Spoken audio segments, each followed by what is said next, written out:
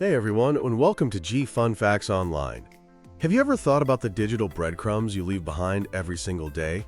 That social media post you liked, the product you bought online, even the route your phone mapped for your morning commute. It might seem like just random noise, but what if I told you that this digital exhaust is fueling a massive revolution in how we understand ourselves and our society? For the longest time, if scientists wanted to know what people thought or how they behaved, they had to ask them directly. Think surveys, interviews, and controlled experiments. They called this made data because they had to actively create it. It was groundbreaking, but often slow, expensive, and limited to a small slice of the population. But now, we're in the age of found data. This is the vast, ever-growing ocean of information generated by our daily digital lives. And the ability to collect, process, and analyze this ocean is what scientists are calling the new data infrastructure. It's not just an upgrade, it's a fundamental shift in how we study human behavior.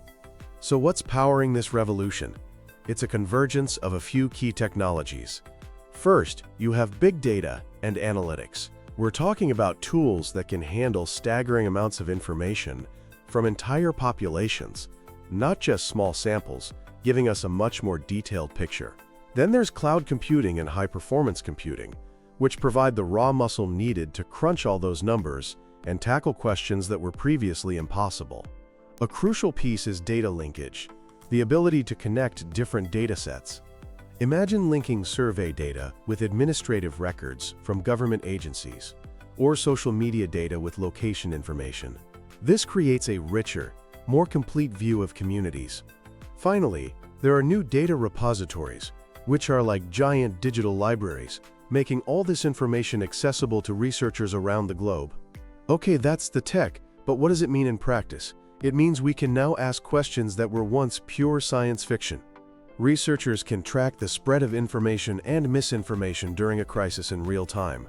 They can see the immediate economic impact of a new government policy, almost as it happens. For example, instead of waiting weeks for a traditional political poll, scientists can analyze vast quantities of text from platforms like X to gauge public sentiment right now, offering a real-time pulse of society. Or they can study anonymized transaction data to get an unprecedentedly clear picture of consumer behavior and economic trends.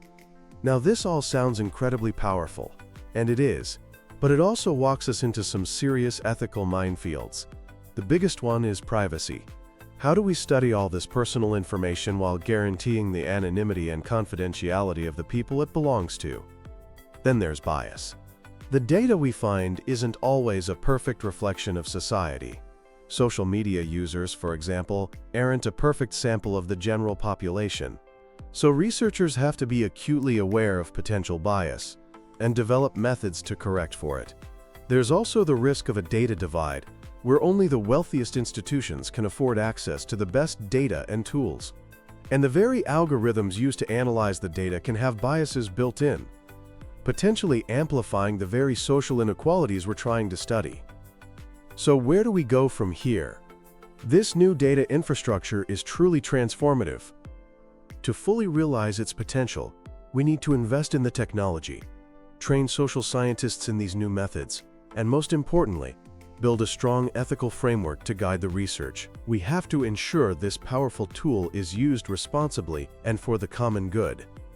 The journey into this data-driven world is just beginning, but by navigating it thoughtfully, we can unlock a much deeper, more nuanced understanding of our societies and hopefully build a better future because of it. Thanks for tuning in to G Fun Facts Online.